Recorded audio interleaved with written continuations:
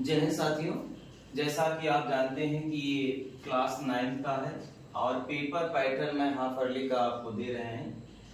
ऐसे ही paper pattern आपको मिलेंगे और केमिस्ट्री का 25 मार्क्स रहेंगे। सेक्शन ए, बी, सी और डी में डिवाइड रहेगा और 5 क्वेश्चन आपका एमसीक्यू पैटर्न रहेंगे।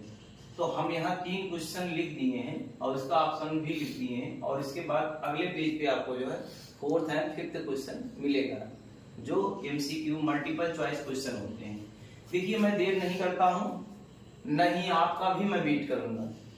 आप वीडियो जो है देखिए और चलते हैं, स्टार्ट कर देते हैं। Which state of matter has the least intermolecular forces. मतलब हम जानते हैं मैटर जो है एटम और मॉलिक्यूल से मिलकर बना होता है, तो उन एटम मॉलिक्यूल्स में जो है फोर्स ऑफ अट्रैक्शन होता है, तभी वो एक दूसरे से जो है बंधे होते हैं, जुड़े होते हैं। और हम जानते हैं सॉलिड के केस में सबसे ज्यादा फोर्स ऑफ अट्रैक्शन होता है, इसलिए शेप और साइज इनका जो है फिक्स होता है। लिक्विड में फोर्स ऑफ अट्रैक्शन सॉलिड के अपेक्षा थोड़ा सा कम होता है, गैस में तो बिल्कुल कम होता है।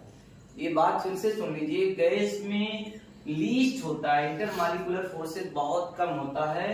तो ये विकल्प आपका सही हो जाएगा, सी वाला। तो कभी भी जब आंसर लिखेंगे तो आंसर जो है ये फर्स्ट का, क्योंकि आपको क्वेश्चन लिखना नहीं रहेगा, तो आंसर जो सोल्यूशन है ये फर्स्ट क्वेश्चन का है। यहाँ क्वेश्चन फर्स्ट लिखेंगे, उसका जो आंसर है वो सी है। कौन सा? सी। लेकिन विकल्प के साथ साथ गैस भी डालेंगे, ये लिखने तरीका है। सेक्शन आप लिखेंगे, उसका क्वेश्चन नंबर 1 लिखेंगे, आंसर सी और गैस लिखेंगे। प्रश्न उतारने की या क्वेश्चन उतारने की जरूरत नहीं है। सेकंड देखते हैं, which of the following is a heterogeneous mixture. Which of the following is a heterogeneous mixture. Heterogeneous आप जानते हैं पासमर, हमने आपको बताया है कि हेटेरोजेनियस उसे कहते हैं कि आपका जो कंपोनेंट है जो मिल रहा है वो यूनिफॉर्मली जो है एक दूसरे में मिला ना रहे। दो सब्सटेंस रहे, दो कंपोनेंट रहे या दो से अधिक हो, वो आपस में यूनिफॉर्मली अगर डिस्ट्रीब्यूटेड नहीं रहते हैं तो उन्हें हम हेटेरोजेनियस मिक्सचर कहते हैं। तो आप जानते हैं शुगर सॉल्यूशन, जिसको हम शरबत आप कह सकते हैं, ठीक है, ये आपका होमोजेनियस होता है। और ये एयर आप जानते हैं होमोजेनियस होता है। ब्रास आप जानते हैं जिंक और कॉपर का मिला हुआ होमोजेनियस होता है। ऑयल एंड वाटर नहीं मिलता है, तो यही विकल्प आपका सही है, डी वाला। तो इसके लिए जो है ये वाला ऑप्शन सही होगा, ये वाला। The process of conversion of solid directly into vapour is called. हम कोई भी जो है सॉलिड है डायरेक्ट इनटू वेपर, वेपर को मतलब गैस में कोई ऐसा प्रोसेस है, हम कह रहे हैं कि सॉलिड डायरेक्ट किसमें जो है वेपर में या गैस में कन्वर्ट हो जाता है, तो उस प्रोसेस का नाम क्या होता है? कोई बताए? सॉलिड डायरेक्टली इनटू वेपर में गैस, बताओ बेटा ये क्या होगा? सब्लिमेशन। सब्लिमेशन क्या होगा? सब्लिमेशन होगा। तो अगर हम जो है सॉलिड कोई है डायरेक्ट बिना जो है लिक्विड में आए जो है किसमें कन्वर्ट हो जाए?